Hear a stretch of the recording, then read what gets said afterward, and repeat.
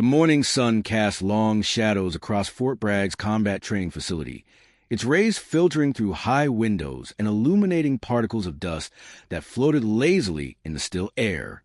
The gymnasium was massive, capable of holding 300 soldiers comfortably, with blue training mats covering nearly every inch of the floor.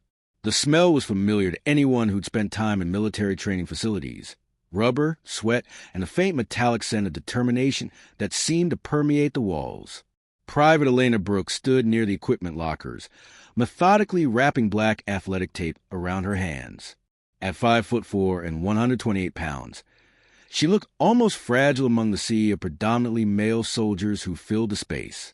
Most towered over her by 6 inches or more and outweighed her by at least 50 pounds. Her dark hair was pulled back in a regulation bun, revealing a face that remained carefully neutral despite the whispers and sidelong glances she'd been receiving since arriving at the facility that morning. She had transferred to Fort Bragg 3 weeks earlier from Fort Campbell, Tennessee, and in that short time had become something of an enigma.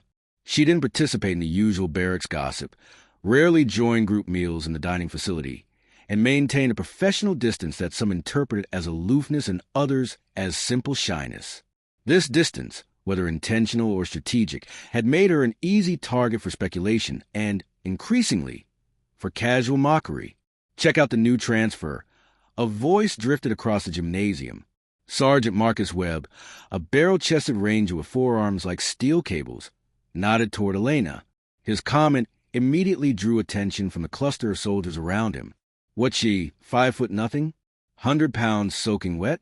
I give her 30 seconds before she's crying, "Uncle." Laughter rippled through the group. Not cruel exactly, but carrying that casual dismissiveness that women in male-dominated spaces knew all too well. The kind that said you don't belong here without speaking the words directly. Private First Class Jordan Hayes, who'd been assigned as Elena's initial training partner during her first week, shifted uncomfortably on the bleachers. She's actually pretty technical, he offered, his voice quiet and easily drowned out by the surrounding chatter. I trained with her last week. She knows what she's doing. Technical? Another soldier scoffed. Dude, this is combat training, not a ballet recital. Technique doesn't mean shit when you're facing someone who outweighs you by 100 pounds. It's about strength, aggression, dominance. I heard she requested to be here today. Someone else chimed in. Volunteered for the demonstration. Can you imagine? Actively choosing to get embarrassed in front of the entire company. More laughter. Elena heard every word. The acoustics in the gymnasium carried sound with perfect clarity, but her expression never changed. Her hands continued their precise movements, wrapping the tape with a kind of careful attention that spoke of years of repetition. Inside, something cold and hard settled in her chest. Not anger, exactly. Something more focused than that. More purposeful. Master Sergeant David Reeves strode into the center of the main mat, his presence immediately commanding attention despite making no effort to shout or gesture dramatically. At 54 years old, with 3 combat deployments and 28 years of service behind him, Reeves had the kind of authority that came not from rank alone, but from earned respect. His weathered face carried the map of his experiences, and when he spoke, soldiers listened. All right, gather up. His voice cut through the chatter, like a blade through silk. Today we're demonstrating fundamental grappling techniques and ground combat scenarios. This training could save your life or your buddy's life in the field. So I expect your full attention and respect for the process. Clear? Yes, Master Sergeant. The response echoed through the gymnasium in unison. Reeves nodded with satisfaction. Outstanding. Now, I need volunteers to demonstrate proper technique and execution. This isn't about showing off or proving who's toughest. It's about learning movements that work regardless of size or strength differentials. His eyes scanned the assembled soldiers with deliberate care before settling on Elena, who had finished wrapping her hands and now stood at attention near the mat's edge. Private Brooks, center mat. Elena moved immediately, her steps light and balanced. She walked to the center of the blue mat with the kind of fluid movement that suggested years of athletic training, though most soldiers watching didn't recognize it for what it was. She came to a stop and stood at parade rest, her expression revealing nothing. Around the gymnasium, the whispers intensified into a low buzz of speculation. "Oh, this is going to be good," someone muttered, not bothering to lower his voice. "Who's she going up against? Please tell me it's someone big." "My money says she taps out in under 20 seconds. Any takers?" Reeves surveyed the crowd with the calculated eye of someone who'd orchestrated thousands of training demonstrations. He needed someone who would provide a clear visual contrast, someone whose size and obvious physical strength would make the technical aspects of the demonstration apparent to everyone watching. His gaze settled on a figure near the back of the bleachers. Corporal Jameson, front and center. The gymnasium went silent for a heartbeat, then erupted in low murmurs punctuated by a few sharp whistles of anticipation. Jake Jameson unfolded himself from his seat on the bleachers and made his way down to the mat level. At 6'3" and 250 pounds of what appeared to be solid muscle, he looked like he'd been carved from granite by a sculptor who believed in making bold statements. A Marine Corps corporal on temporary assignment to assist with inter-service training, Jameson had a reputation that preceded him. Two-time base combat champion, former Division I college wrestler, and possessing the kind of physical presence that made people instinctively step aside when he walked past. As Jameson approached the mat, a confident grin spread across his square jaw. It wasn't a mean expression, exactly, but it carried the unmistakable assurance of someone who'd never lost a training bout and had no reason to believe today would be different. He rolled his massive shoulders, loosening up, and stepped onto mat opposite Elena. The size difference was almost absurd. Jameson outweighed Elena by more than 120 pounds. His forearms were thicker than her calves. His hands, when he flexed them, looked large enough to palm a basketball with ease. When they stood facing each other, the top of Elena's head barely reached the middle of his chest. "Jesus Christ," someone in the bleachers said, making no effort to whisper. "This is going to be a massacre." What the hell is Reeves thinking? This isn't training, it's a mismatch. Jordan Hayes, sitting near the front row, leaned forward with his elbows on his knees and his hands clasped together. He'd felt Elena's technique firsthand during their training sessions. He'd experienced the precise way she could manipulate leverage and balance. But even with that knowledge, looking at the massive size differential before him, he felt a flutter of doubt in his chest. Reeves positioned himself between the two fighters, turning to address the assembled soldiers. "What you're about to witness is a demonstration of leverage-based grappling techniques. Now, I want everyone here to understand something important. Size and strength absolutely matter in combat. Anyone who tells you different is selling you something. But, and this is crucial, technique, timing, and understanding of body mechanics can level the playing field significantly. Sometimes dramatically so." He looked at Elena, then at Jameson. "This will be a takedown scenario. Corporal Jameson will attempt to control and take down Private Brooks using whatever techniques he chooses. Private Brooks will defend and counter as she sees fit. We continue until someone achieves a dominant position, or I call a stop. Both fighters understand the rules." "Yes, Master Sergeant." They responded in unison. Jameson cracked his knuckles, the sound sharp in the attentive silence. He looked down at Elena with that same confident grin. "No hard feelings, right?" he said, his voice carrying to the first few rows of spectators. "I'll try to take it easy on you, being your first big demonstration and all." Elena tilted her head back to meet his eyes, her expression completely unreadable. "Don't," she said simply, her voice calm and flat. That single word hung in the air between them. It wasn't delivered as a challenge or a boast. There was no bravado in her tone, no attempt at intimidation. It was a statement of fact, spoken with the kind of calm certainty that somehow carried more weight than any aggressive posturing could have achieved. Jameson's grin faltered slightly, confusion flickering across his features.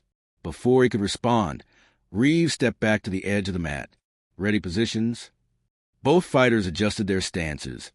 Jameson in a wrestler's crouch, Elena in a more upright judo stance with her weight evenly distributed. "Begin!" Jameson moved forward immediately with the confidence of someone who'd executed this exact scenario hundreds of times. His approach was straightforward and efficient. Close the distance quickly, use superior reach to establish control, then leverage his massive strength advantage to dominate the exchange. It was a strategy that had worked flawlessly throughout his wrestling career and military training. Why would today be any different? He reached forward with both hands, intending to grab Elena's shoulders or collar and simply overpower her with direct force. But the moment his hands extended into space where Elena had been standing a fraction of a second earlier, they met nothing but air. Elena had shifted her position with minimal movement. Just a 45-degree angle step that made Jameson's grab miss completely, while keeping her perfectly balanced and ready to respond. Jameson adjusted quickly, his wrestling instincts kicking in. He reached again, this time anticipating her movement to the side. But again, Elena wasn't where he expected her to be. She'd move in the opposite direction, her footwork precise and economical, maintaining perfect balance throughout. "Stand still," Jameson said, a trace of frustration creeping into his voice despite the grin still fixed on his face. In the bleachers, the mockery was beginning to shift into something else. Curiosity, perhaps, or the first stirrings of surprise. "She's pretty quick," someone observed. "Doesn't matter." Another voice responded with confidence. "He just needs to get his hands on her once. Soon as he establishes contact, it's over." Jameson seemed to share this assessment. He exploded forward more aggressively, committing more of his considerable weight and strength to the attack.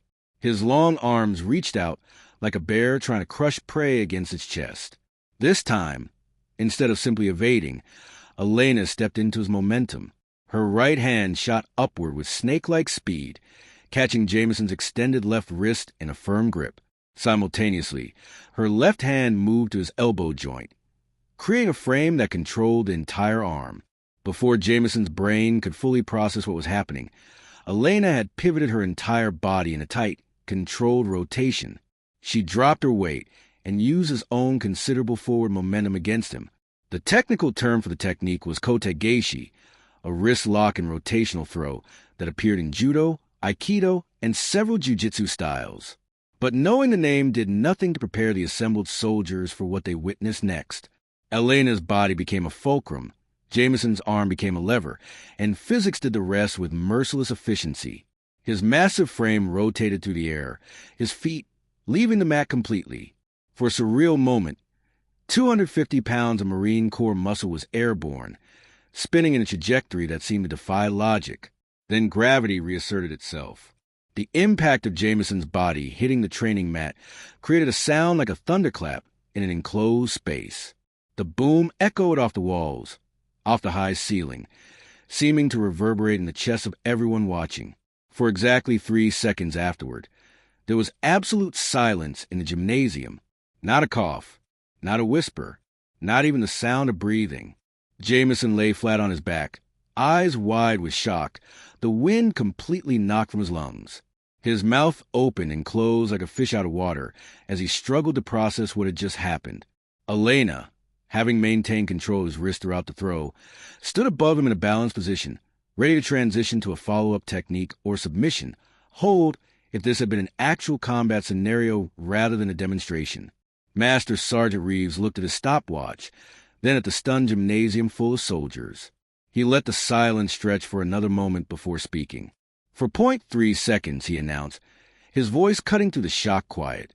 "Private Brooks neutralized an opponent with more than twice her body mass in 4.3 seconds using proper technique, timing, and leverage." He paused, letting that sink in. "That, soldiers, is exactly why we train.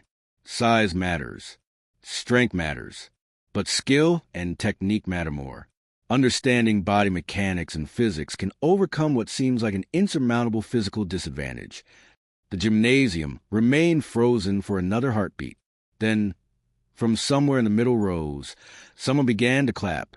Slowly at first, almost hesitantly. Then another person joined in. Then another. Within seconds, the applause built into something thunderous, mixed with shouts of disbelief and exclamations that ranged from profanity to pure amazement. Soldiers who had been laughing at Elena and taking bets against her 5 minutes earlier were now on their feet, their respect instant and complete. On the mat, Jameson sat up slowly, shaking his head as if to clear it. He rotated his shoulder gingerly. testing for injury, then looked up at Elena with an expression that had completely transformed from his earlier confidence. The condescending grin was gone, replaced by genuine respect and something that might have been awe. Elena extended her hand downward. Jameson stared at it for a long moment, as if unable to process this final indignity, being helped up by someone a fraction of his size who'd just thrown him like a rag doll. Then, slowly, a new smile spread across his face. This one was genuine, without any trace of condescension or superiority. He grasped her hand and allowed her to assist him to his feet. "What the hell was that?" he asked, his voice carrying genuine curiosity rather than wounded pride. "Judo," Elena replied simply, her tone matter-of-fact, combined with some jiu-jitsu principles. "You telegraph your movements. You lean too heavily on your strength advantage and commit your weight too early against someone who understands leverage. That makes you vulnerable." Jameson laughed, a big, booming sound that somehow broke the remaining tension in the room. "Yeah, I guess I do." He rubbed his shoulder again, then turned to Reeves. "Master Sergeant, I request permission to train regularly with Private Brooks. I clearly have a hell of a lot to learn." "Request granted," Reeves said immediately. Then he raised his voice to address the entire gymnasium. "In fact, that goes for all of you. Private Brooks will be assisting with combat instruction going forward. I want every soldier in this unit to learn what she just demonstrated." He turned slowly, making eye contact with soldiers throughout the space. "And let this be a clear lesson to every single one of you. Never, and I mean never, underestimate another soldier based on their appearance. Never assume you know what someone is capable of without seeing them perform. And for God's sake, check your prejudices and assumptions at the door. They have no place in this United States Army. Am I understood?" "Yes, Master Sergeant." The response was unified, emphatic, and carried a weight that hadn't been there before. As the demonstration continued with other techniques, and the crowd began to disperse into smaller training groups, Jordan Hayes made his way over to where Elena stood, now unwrapping the tape from her hands with the same methodical care she'd used to apply it. "That was incredible," he said, his voice carrying genuine admiration. "But I have to ask, why didn't you say anything beforehand? Why let them mock you and make assumptions when you knew you could do that? You could have shut down all the trash talk before it even started." Elena finished unwrapping one hand before responding, her movements never hurrying. "Because talking doesn't actually change minds, Hayes. Only actions do. I could have told them I had 18 years of martial arts training. I could have listed my competition record or explained the technical principles of leverage-based grappling. And you know what would have happened?" "What?" They would have nodded politely and not believed a word. Or worse, they would have resented me for bragging. Words are cheap, especially coming from someone they've already decided doesn't belong. She started on her other hand. But actions? Watching Corporal Jameson hit that mat? That's undeniable. That breaks through assumptions in a way words never can. Sometimes people need to see their prejudices proven wrong in dramatic fashion before they can begin to question them. Jordan nodded slowly, understanding dawning in his eyes. "That's actually pretty smart. Strategic, even." "It's practical," Elena corrected. "I learned a long time ago that in environments like this, you have two choices. You can fight against bias with arguments and complaints, which usually just makes things worse and confirms stereotypes. Or you can let your skills speak for themselves and force people to reassess their assumptions based on evidence they can't deny. The second way takes patience and a thick skin, but it's more effective in the long run. Well, you definitely made an impact today." Jordan glanced around the gymnasium, where small groups of soldiers were now practicing techniques with noticeably more focus and seriousness than before. "I don't think anyone here will underestimate you again." Elena allowed herself the smallest of smiles. "That's the general idea." As Jordan walked away to rejoin his training group, Elena finished unwrapping her hands and stood alone for a moment, surveying the gymnasium. She could feel the change in atmosphere, the shift in how people looked at her. The whispers now were different, respectful, curious, even admiring. But beneath her calm exterior, emotion swirled. The demonstration had gone exactly as planned, but it had also brought up memories she usually kept carefully compartmentalized. Memories of another gym, another mat, another time when she'd had to prove herself against people who assumed she didn't belong. She thought about her father, about the Navy uniform he'd worn with such pride, about his unwavering belief that the military judged you on merit rather than appearance. She thought about the promise she'd made to herself after his death, that she would prove his faith in her was justified, that she would serve with excellence, that she would honor his memory by being the kind of soldier he believed she could be. Today had been a step in that direction, a visible, undeniable step, but she knew it was just one step. The real work, changing culture, breaking down barriers, proving day after day that she belonged, that work was ongoing. That work would never truly be finished. Master Sergeant Reeves approached her, his expression pleased but measured. Outstanding work, Brooks. That was exactly what I hoped to demonstrate. That proper technique can overcome significant physical disadvantages. You made quite an impression. Thank you, Master Sergeant. I'm assigning you to formal combat instruction duties, effective immediately. 3 mornings a week. You'll assist with basic grappling and self-defense training. You'll work with soldiers who struggle with the physical aspects of hand-to-hand combat. I want you to teach them what you know. Can you handle that responsibility? Elena straightened slightly, pride and purpose filling her chest.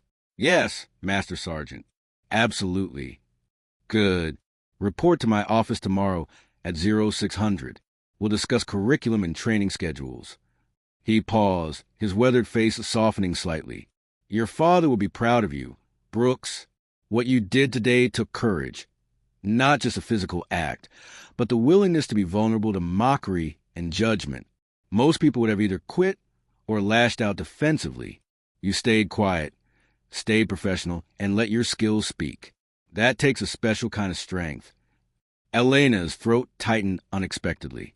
Thank you, Master Sergeant. That means a lot. As Reeves walked away, Elena took one last look around the gymnasium before heading toward the locker room.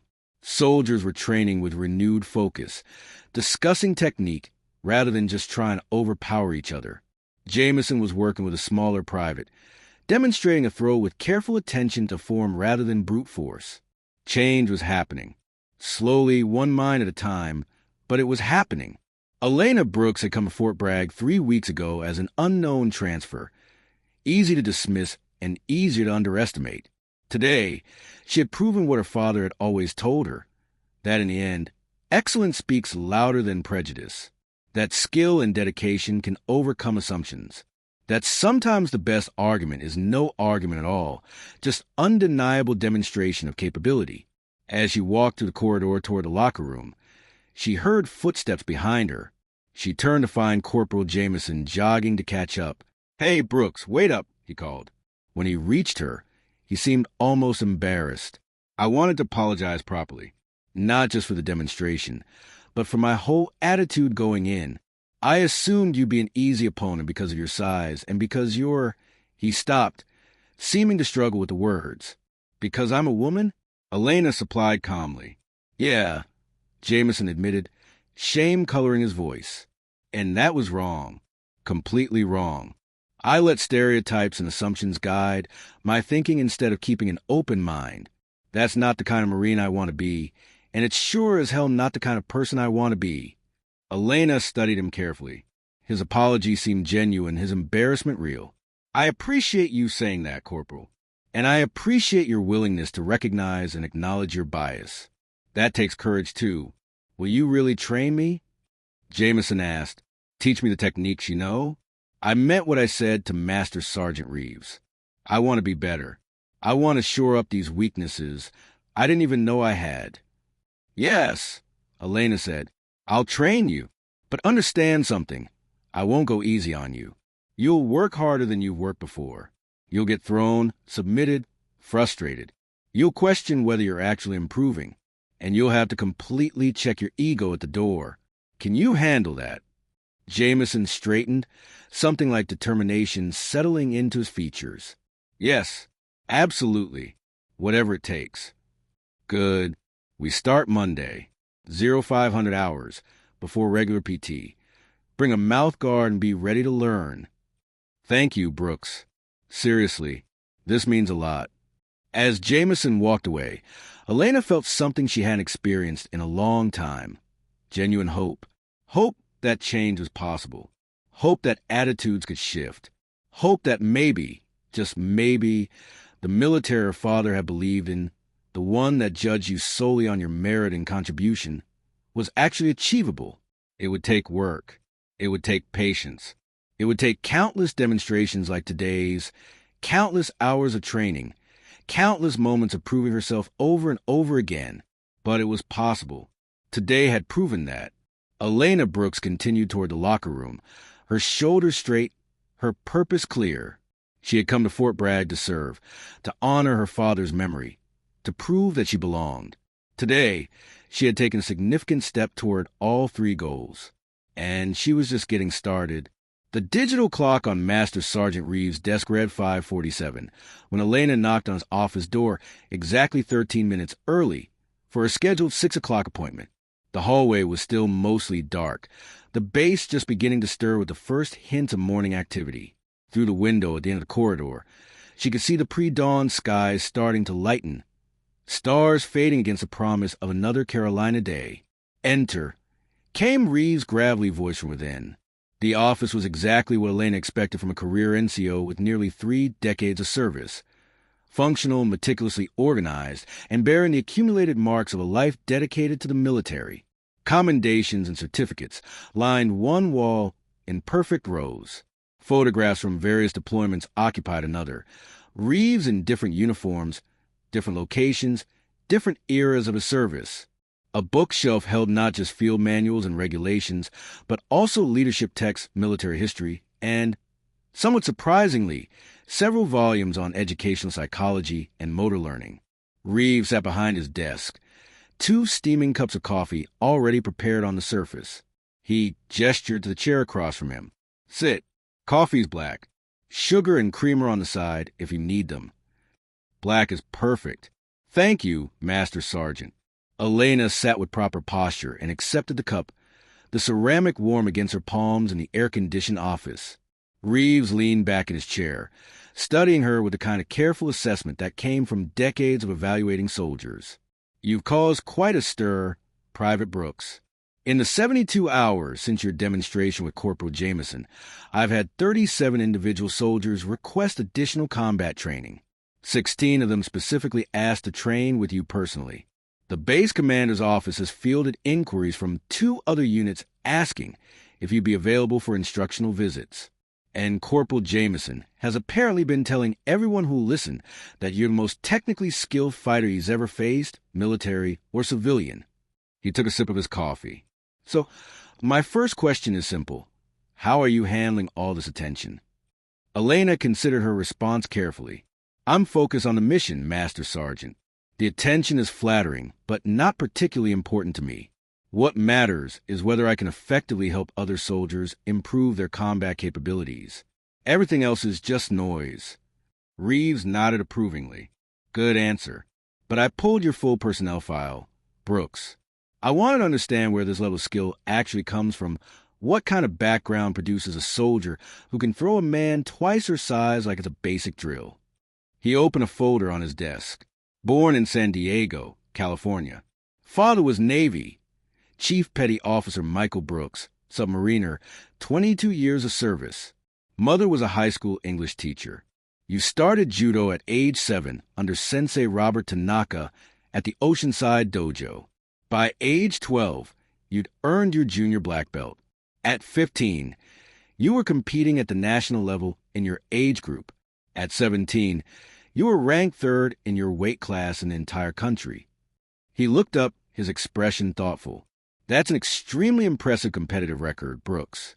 Elite level, in fact. So my question is this. Why did you stop competing? And why did you join the Army?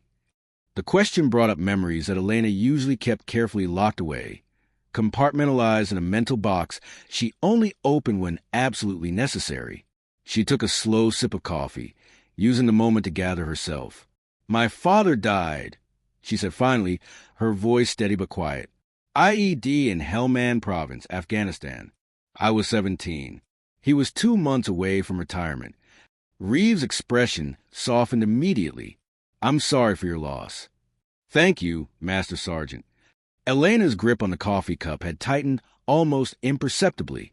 After that happened, competitive judo stopped seeming important. My mother needed help with expenses. Military death benefits covered a lot, but there were still financial pressures. My younger brother was only 13 and struggling with the loss. I needed to contribute to the household, needed to be present for my family. So I put competition on hold, worked my way through the rest of high school and 2 years of community college while helping to support everyone. When my brother graduated high school last year and was settled into college with scholarships, I enlisted. To honor your father's service? Partly, Elena acknowledged, but it was more complex than just honoring his memory. I needed to understand what he chose, what he believed in strongly enough to leave his family for months at a time, what he considered were the ultimate sacrifice. And I needed to prove something to myself. What was that? Elena met Reeves' eyes directly.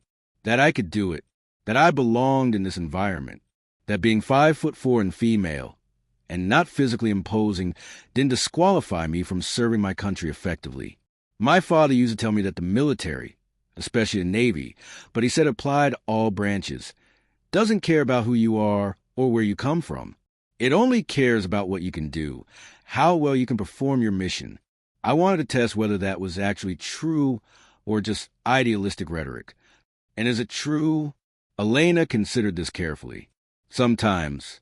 The military structure and regulations are egalitarian in theory. Rank, performance, capability are supposed to be what matters. But the institution is still made up of individual people. And those people bring their biases, their assumptions, their prejudices with them. Like what happened in the gymnasium 3 days ago. The system didn't underestimate me. Individual soldiers did, based on appearance rather than capability. You knew what they were saying about you before the demonstration. Of course. And it didn't bother you? I didn't say that. Elena's voice remained carefully controlled. I said I knew what they were saying. Whether it bothered me personally is irrelevant to my mission effectiveness. What mattered was changing their perception through demonstrable action rather than through argument or complaint. Words would have been dismissed. Performance couldn't be. Reeves leaned forward, elbows on his desk, his weathered face serious. Brooks, I'm going to be completely straight with you. I've been training soldiers in hand-to-hand combat for 27 years. I've seen hundreds of skilled fighters come through various programs and units. But what you did 3 days ago wasn't just skill or technique. There was something else there. A kind of focus intensity that goes beyond normal competitive drive or professional dedication. He paused, choosing his words carefully. So I'm asking you directly, what are you really trying to prove? And who are you trying to prove it to? The question hung in the air between them. Elena was silent for a long moment, her coffee growing slowly cooler in her hands. When she finally spoke, her voice was quieter than before, carrying emotional weight she usually kept hidden. When my father died, I was at a national judo competition in Colorado. Junior division finals, 16 to 17 age bracket. I was winning decisively, up by a significant margin going into the third round. My mother and brother were in the stands, my father was deployed, and we were all planning this big celebration for when he got home in 2 months. Combination retirement party and my championship celebration, assuming I won. Elena's hands trembled slightly, the first visible crack in her composed exterior. And then I saw an army officer in dress uniform appear at the edge of the competition area. I watched my mother's face when she noticed him, watched it just collapse. Everything in her expression died in an instant, and I knew before anyone said a word. She paused, swallowing hard. I finished the match, won gold, and while everyone was celebrating, while cameras were flashing and my teammates were cheering, and people were congratulating me, I was thinking about how my father would never see that medal, would never know I'd won. And I realized that all those years of training, all those competitions, all those victories, he had supported every single one, funded the training, drove me to tournaments, encouraged me through losses, celebrated my wins. And I had been so focused on the next competition, the next goal, the next achievement, that I never really thanked him properly, never really showed him what his support meant. He knew, Reeves said gently. Parents know. Maybe. Elena's voice was thick now, but I didn't know.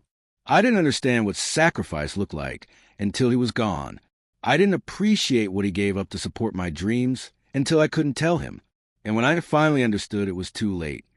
So you're punishing yourself? Is that what this is about? No. Elena looked up, and despite the emotion in her voice, her eyes were clear and direct. I'm finishing what he started. He believed in service, in being part of something larger than yourself, in using your strengths to protect people who can't protect themselves, in making a contribution that matters. That's what he did for 22 years. That's what I'm doing now. And every time someone underestimates me because of my size or my gender, every time someone assumes I don't belong or can't perform, I prove them wrong. Not for them. Not even really for me. For him. Because he believed I could do this. And I'm going to prove he was right. Reeves sat back, his expression thoughtful. After a long moment, he spoke quietly. Your father would be proud of you, Brooks. Not just for your performance in that gymnasium, but for who you are. The kind of soldier who stays professional under mockery. Who lets skill speak instead of ego. Who understand that changing culture is more effective than just complaining about it. It's what he would have done. Maybe, but it's also who you are. Reeves closed a folder on his desk. I'm formally assigning you to combat instruction duties, effective immediately. 3 mornings a week, Monday, Wednesday, Friday. You'll assist with basic grappling and self-defense training for soldiers who struggle with the physical aspects of hand-to-hand combat. You'll develop lesson plans, demonstrate techniques, and work one-on-one with soldiers who need extra help. Additionally, Corporal Jameson has requested permission for private training sessions with you outside regular PT hours. He wants to improve his technique and shore up the weaknesses you exposed. I've approved it. You'll be his personal instructor. Can you handle all of that on top of your regular duties? Yes, Master Sergeant. Outstanding. One more thing. Reeves pulled out another document. This is a formal letter of commendation for your personnel file, recognizing your demonstration of exceptional technical skill and your positive impact on unit morale and training culture. It will carry weight for future promotions and assignments. You've earned it. Elena felt a surge of emotion she carefully controlled. Thank you, Master Sergeant. I'm honored. You're dismissed. Get some breakfast and report back here at 0900 for our first curriculum planning session. Elena stood, saluted, and was halfway to the door when Reeves' voice stopped her. Brooks. Yes, Master Sergeant? That determination I saw in your eyes during the demonstration, that focus that goes beyond normal competitive drive. It's a powerful asset. But make sure you're not just running toward something. Make sure you're not running away from grief.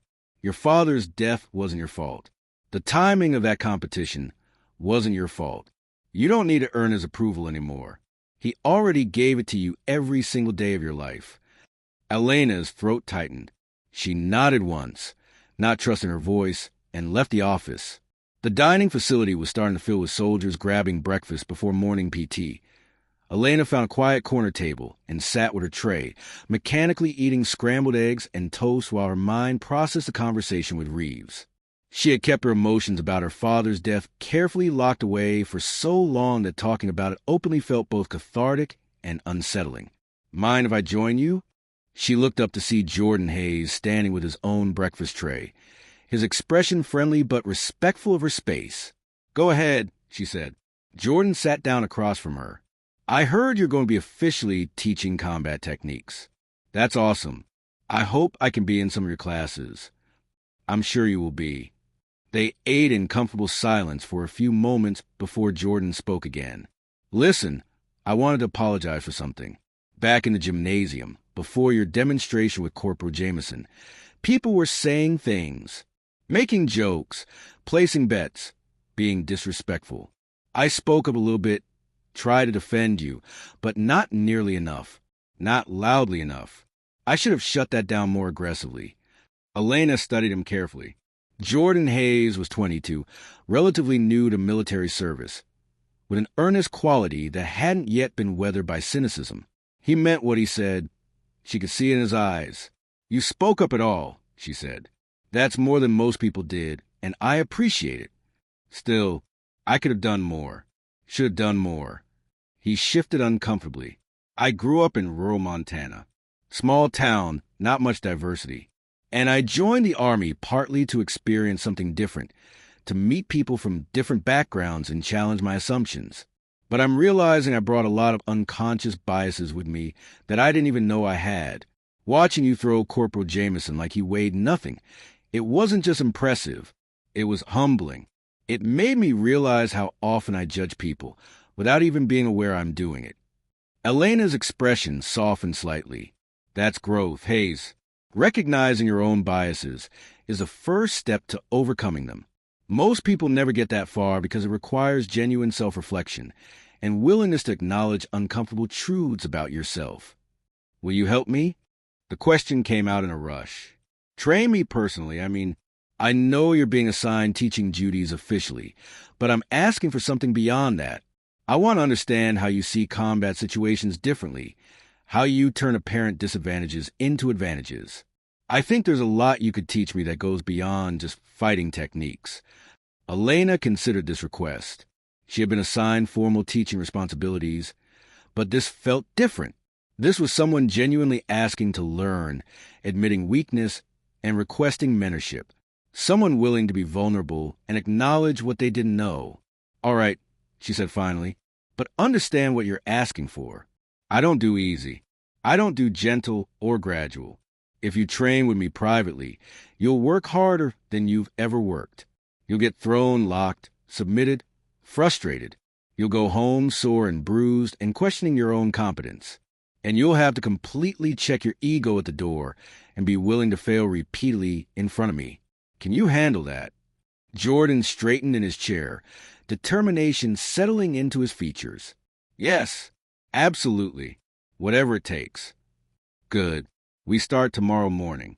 0500 hours before regular PT. Bring your mouth guard, athletic tape if you use it, and be mentally ready to learn. And Hayes." "Yes." "Thank you for speaking up in that gymnasium, even a little bit, for being willing to examine and change your assumptions. That takes a different kind of courage in physical combat, but it's just as important, maybe more important." Jordan's face flushed with genuine pride. "Thank you, Private Brooks. I won't let you down." As Jordan left to dispose of his tray, Elena sat alone with her thoughts. She was still processing everything. The conversation with Reeves, the memories of her father, the weight of expectations that now rested on her shoulders. She had come to Fort Bragg hoping to simply serve quietly and competently. Instead, she was becoming something she hadn't anticipated, a symbol, a representative, a living example that assumptions about physical capability could be dramatically wrong. It was a lot of pressure, but it was also an opportunity to make the kind of difference her father had always believed was possible in military service. The rest of the morning passed in a blur of meetings and planning sessions. By the time Elena finally had a moment to herself in the early afternoon, she found herself walking to a small chapel at the edge of the base. She wasn't particularly religious. Her family had been culturally Catholic but not devout, but she found comfort in quiet spaces designed for reflection.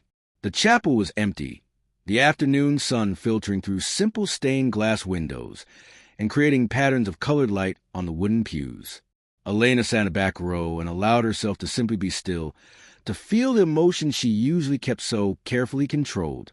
She thought about her father, about his Navy uniform, always perfectly pressed, about his booming laugh, and the way he'd always been her biggest supporter, about the last conversation they'd had before his final deployment, when he told her how proud he was of everything she'd accomplished and how he couldn't wait to see what she'd do next. "I'm trying, Dad," she whispered to the empty chapel. "I'm trying to live up to what you believed about me. I'm trying to make a difference like you did. I hope you can see this. I hope you know." Her phone vibrated in her pocket. A text message from an unknown number. "Private Brooks, this is Corporal Sarah Chun from 3rd Brigade. I heard about your demonstration and your training program. I'm a female soldier who's been struggling with some of the physical requirements of my MOS. Is there any way I could observe one of your training sessions or maybe get some advice? I could really use the guidance from someone who understands the challenges. Elena stared at the message for a long moment. She didn't know Corporal Chan, had never met her, but somehow word was spreading beyond just Fort Bragg. Women in the military were hearing about what she was doing and reaching out. Another message came through, this one from a different number. Brooks, this is Staff Sergeant Williams from Fort Stewart. We're trying to start a similar technical combat training program here, and heard you're the expert. Any chance you'd be willing to share your curriculum or provide some guidance? Would really appreciate any help. Elena felt the weight of responsibility settling more heavily on her shoulders. But alongside that weight was something else. Purpose, the sense that maybe, just maybe, she was starting to create the kind of positive change her father had always believed the military could facilitate. She typed responses to both messages, offering to help however she could. Then she sat back and took a deep breath. She had come to Fort Bragg 3 weeks ago as an unknown transfer. She had been mocked and underestimated. And then, in 4.3 seconds on training mat, everything had changed. Now she was a teacher, a mentor, a symbol of what was possible when skill and determination overcame assumptions about physical limitations. It was overwhelming. It was challenging. It was exactly what she needed to honor her father's memory. Elena Brooks stood up from the pew, straightened her uniform, and walked out of chapel into bright Carolina afternoon. She had training to plan, students to teach, and a culture to change. One technique at a time, one student at a time, one mind at a time. She was ready for the work ahead. The gymnasium at 0445 hours on a Monday morning was a different place than during regular training hours. The lights were dimmed to half power, creating long shadows across the empty mats. The air was cool and still, carrying only the faint rubber smell of the training surfaces. Elena arrived exactly 15 minutes early, as was her habit, and began her personal warm-up routine in solitude. Stretching, joint rotations, movement drills, all performed with the kind of focused attention that came from years of disciplined practice. Her body was her primary tool, and she maintained it with the same care a craftsman would give to precision instruments. By the time Corporal Jake Jameson arrived at 0455, she was fully warm and mentally prepared. Jameson looked considerably less imposing in plain athletic clothes than he had in his Marine Corps uniform. He was still massive. That didn't change, but there was a humility in his posture that hadn't been there during their first encounter. He carried a gym bag and wore a mouthguard around his neck, like a pendant. "Morning, Brooks," he said, his voice quiet in the empty space. "Thanks for agreeing to do this." "Morning, Corporal. We're training partners now, so you can call me Elena when we're working privately. I'll call you Jake. Formality can interfere with honest feedback. All right, Elena it is." Jake set down his bag and began his own warm-up stretches. "I have to admit, I'm nervous. I've been training in combat sports since high school, won championships, dominated most opponents I've faced. But standing here now, knowing what you can do, I feel like a complete beginner." "That's actually a perfect mindset for learning," Elena said. "Ego is the enemy of improvement. The fact that you're willing to feel like a beginner means you're ready to actually learn rather than just going through motions." She moved to the center of the mat. "Let's start with basics. Show me your natural stance when you're preparing to grapple." Jake moved into position, a wrestler's crouch, weight on the balls of his feet, hands up and ready. It was a solid stance for someone with his build and background. Elena circled him slowly, observing from different angles. "Okay, I can see the wrestling influence. Strong base, good weight distribution for explosive movement, but there are vulnerabilities. Your stance is optimized for forward pressure and power generation. What happens if someone doesn't meet your force directly? Show me how you'd react if I try to move to your left side." Jake pivoted to follow her movement, adjusting his stance to maintain confrontation. Elena moved again, and again he adjusted. After several cycles of this, she stopped. "See what's happening? You're reactive. You're constantly adjusting to my movement, which means I'm controlling the engagement tempo even though you're twice my size. In a real fight, that's exhausting and it puts you in a defensive mindset. Now watch my stance. Elena settled into her own position, more upright than Jake's crouch, weight evenly distributed, hands in a loose guard position that could quickly adapt to multiple situations. This is a more neutral stance. I can move in any direction equally well. I'm not committed to any particular strategy yet. When you commit early to a power-based approach, you telegraph your intentions and limit your options. Flexibility is often more valuable than raw aggression. For the next hour, they worked through fundamental concepts. Elena broke down Jake's movement patterns, identifying habits he developed over years of training. Habits that worked well against similar wrestlers but created exploitable vulnerabilities against different styles.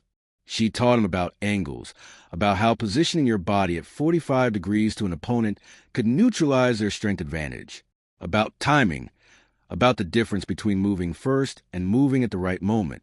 Jake was a dedicated student. He asked questions, requested repeated demonstrations when he didn't understand, and didn't make excuses when techniques didn't work immediately. His massive frame was actually a disadvantage in some of the movements Elena taught. His center of gravity was higher, his joints had greater ranges to control, but he adapted with impressive speed. All right, let's do some live drilling, Elena said after they'd worked through several techniques. You're going to try to take me down using what you've learned. I'm going to defend and counter. 70% intensity. I want you thinking, not just reacting. Ready? Ready. They engaged. Jake moved with more awareness than before, trying to control angles rather than just driving forward with power. But old habits were deeply ingrained. When he felt resistance, his instinct was to increase force rather than redirect it. Elena used this against him, letting him commit his strength to a direction, then suddenly removing her resistance and adding her own force to his momentum. Jake stumbled forward, off balance. Elena could have capitalized with throw, but instead she stepped back and reset. Feel what happened there? I pushed too hard when you gave way. Exactly.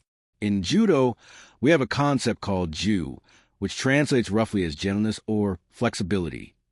The idea is that you don't meet force with force. You accept your opponent's force, blend with it, and redirect it. When I removed my resistance, your own strength worked against you. They drilled for another 30 minutes, Jake gradually beginning to internalize the concepts. His movements became slightly more controlled, less reliant on pure strength. He was far from proficient, but the willingness to learn was evident. As they cooled down, Jake spoke between heavy breaths. This is completely different from how I've trained my entire life. Wrestling was always about being the stronger, more aggressive guy, about imposing your will. What you're teaching is almost the opposite. Not opposite, Elena corrected. Complementary. Your strength is still an asset. But strength without control is like a powerful car with broken steering. Lots of potential, but limited actual utility. What I'm teaching you is control. How to apply your strength precisely and efficiently rather than just generally and aggressively. How long did it take you to learn all this? Elena considered the question.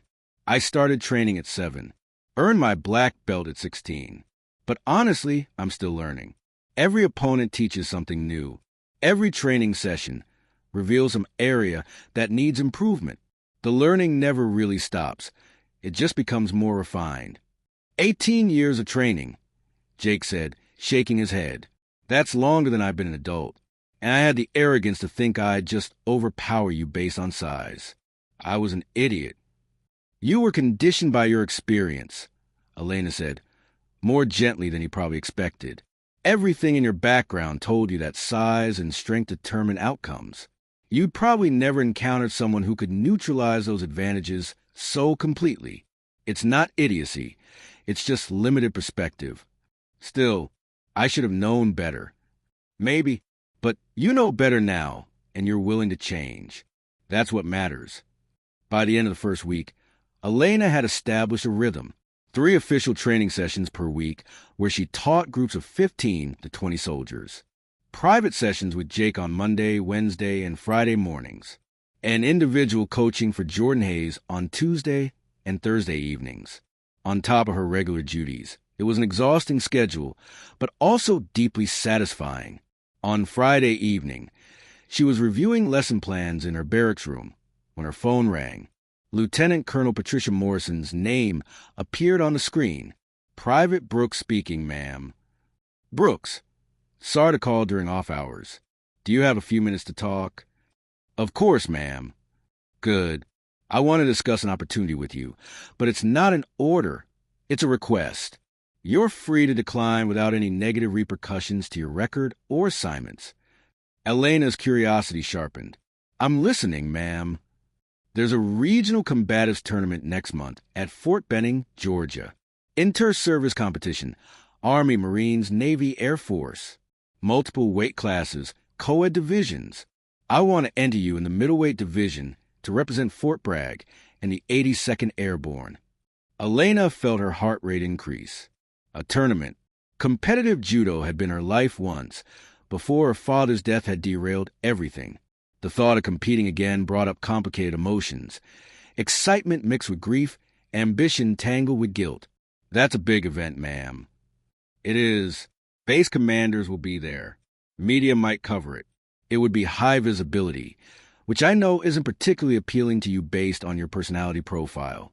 But hear me out on why I think you should do it." "I'm listening." "What you did in that gymnasium 2 weeks ago, what you're doing now with your training program. It's changing culture here at Fort Bragg. Soldiers who used to dread combat training are now volunteering for extra sessions. People are talking about technique and leverage instead of just trying to overpower each other. You're creating real, positive change." Morrison paused. "But Fort Bragg is just one installation. This tournament would be a platform to demonstrate excellence on a larger stage. When you win, and I believe you will, you'll inspire women across the military who are considering service or who are currently serving and facing doubts about their capability. You'll change perceptions at a systemic level. You're assuming I'd win. I pulled your competitive record, Brooks, before you stopped competing. You were ranked in the top 3 nationally in your age group. You've been training since you were 7. You just threw a 250-pound Marine with casual ease. Yes, I'm confident you'd win." Elena was quiet, processing. Tournament competition felt like stepping back into her old life, the one she left behind when grief had made judo seem hollow and meaningless. But maybe Morrison was right. Maybe competing wasn't about going backward. Maybe it was about honoring what her father had supported all those years. "Can I have some time to think about it?" she asked. "You have 72 hours. After that, I need to submit the roster." Morrison's voice softened slightly. "Brooks, I know this might feel complicated given your history. I know about your father and what you gave up. But consider this. Maybe competing is a way to honor what he supported. Maybe it's a way to prove that his belief in you is justified. And maybe it's a way to inspire the next generation of soldiers who need to see what's possible." "I understand, ma'am. Thank you for the opportunity. I'll give you my answer within 72 hours. After hanging up, Elena sat on her bunk and stared at the wall, her mind racing. Competitive judo had once been her entire identity. Then her father had died, and suddenly standing on podiums, accepting medals, felt hollow when he wasn't there to see it. So she'd walked away, told herself that chapter was closed, buried herself in work and duty and the mission of simply serving. But teaching combat techniques, watching soldiers improve, seeing their faces light up when they successfully execute a technique, that felt like competition. That felt meaningful. Maybe Morrison was right. Maybe competing could serve a purpose beyond personal achievement. Her phone buzzed with a text from Jake. "Just want to say thank you again for this morning's training. I learned more about actual fighting in 1 hour with you than in a year of traditional practice. You're changing my entire approach to combat. Really grateful." Another message came through, this one from a number she didn't recognize. "Private Brooks, this is Lieutenant Sarah Martinez from Fort Hood. I heard about your training program, and I'm trying to start something similar here. Would you be willing to share curriculum materials or provide guidance? There are a lot of female soldiers here who could benefit from what you're teaching." Elena stared at both messages. People were paying attention. not just at Fort Bragg, but across multiple installations. Her work was having ripple effects she hadn't anticipated. Maybe that was the answer. Maybe the tournament wasn't about her at all. Maybe it was about using her skills to inspire others, to demonstrate what was possible, to change minds on a larger scale than she could achieve through one-on-one training alone. She thought about her father, about what he would say if he were here. He would probably tell her that service takes many forms, that sometimes a battlefield is a competition, Matt, instead of a combat zone, that every barrier you break, every assumption you shatter, every person you inspire, that's victory too. Elena pulled out her phone and composed a text to Lieutenant Colonel Morrison. Ma'am, I've made my decision. I'll compete in the tournament. Thank you for the opportunity to serve in this way. The response came back within minutes. Outstanding, Brooks. You won't regret this. We'll discuss training schedule and logistics Monday morning. Get some rest this weekend. Your preparation starts next week. Elena set her phone aside and lay back on her bunk, staring at the ceiling. She had just committed to something that terrified and excited her in equal measure. Tournament competition against elite fighters on a highly visible stage, representing not just herself but every female soldier who'd ever been told she wasn't strong enough. No pressure at all. But as the initial anxiety faded, she felt something else rising to replace it. Determination. The same focus intensity that had allowed her to throw Jake Jamieson like he weighed nothing. The same dedication that had earned her a national ranking before grief had derailed her competitive career. She was Elena Brooks. She had trained for 18 years. She had sacrificed and persevered and refused to accept limitations others tried to impose. And she was ready to prove it on the biggest stage she'd ever faced. The next month passed in a blur of intense preparation. Elena maintained her teaching responsibilities while also ramping up her own training. Master Sergeant Reeves took personal charge of her preparation, developing a comprehensive program that balanced technical drilling, conditioning, and strategic preparation for the specific challenges of tournament competition. Jake became not just a student but a training partner, using his size and strength to simulate the kind of powerful opponents Elena would face. Jordan helped by studying other competitors and providing scouting reports on their styles and tendencies. The entire unit seemed to rally around her preparation, offering support and encouragement. 3 weeks before the tournament, during a particularly intense training session, Reeves pulled her aside. "You're ready," he said simply.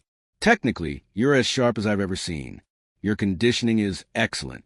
Your mental preparation is sound. The only thing that could hold you back now is if you psyche yourself out." "I won't," Elena said with quiet confidence. "I believe you, but I want to make sure you understand what you're walking into. This isn't just a sporting event, Brooks. Fair or not, you're carrying the hopes and expectations of every female soldier who's ever been underestimated. That's a heavy weight." "I know. Can you handle it?" Elena thought about her father, about the promise she'd made to herself to honor his memory through service and excellence, about the soldiers she was teaching, the lives she was impacting, the culture she was changing one person at a time. "Yes, Master Sergeant, I can handle it." Reeves nodded with satisfaction. "Then let's go to Georgia and show them what Fort Bragg is made of." Fort Benning, Georgia, in late August felt like training inside a convection oven. The main competition venue had been transformed into a martial arts arena, with multiple mats surrounded by bleachers packed with spectators from all military branches. Elena stood in the warm-up area, rolling her shoulders and going through her pre-competition routine.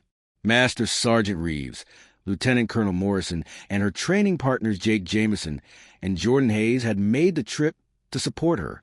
"You feeling good?" Reeves appeared beside her. "Feeling ready," Elena replied. The month of intense preparation had sharpened her skills to their peak. "Remember what we've worked on. Trust your preparation. Trust your technique."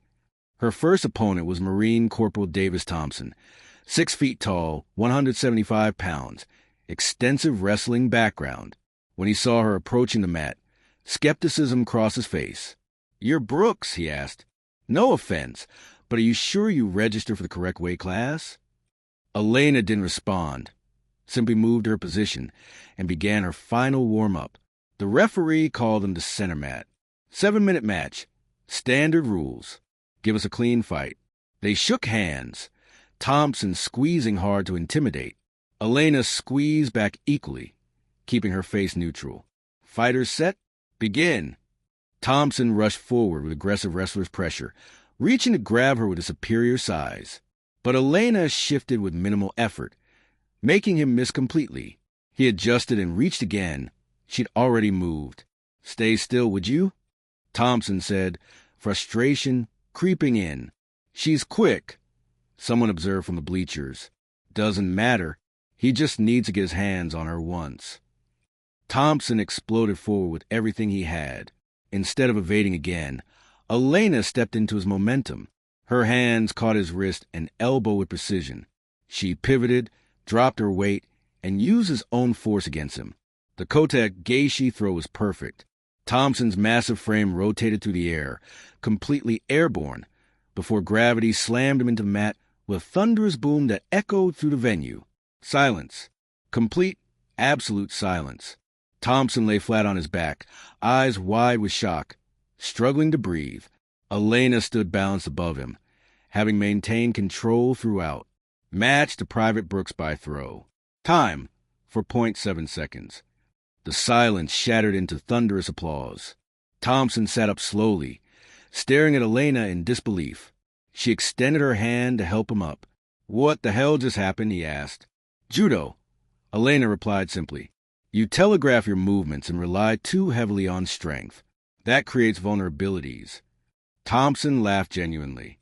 Yeah, I definitely learned it the hard way. Good luck in the tournament. Over the next 5 hours, Elena advanced methodically through the bracket. She caught an Army Ranger in a triangle choke.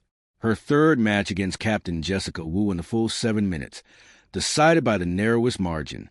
Her semifinal opponent was Navy SEAL Lieutenant Marcus Reed, 6'1", 180 pounds, and the favorite to win. He came out cautiously, respecting her ability. For 2 minutes they probed carefully, both looking for openings.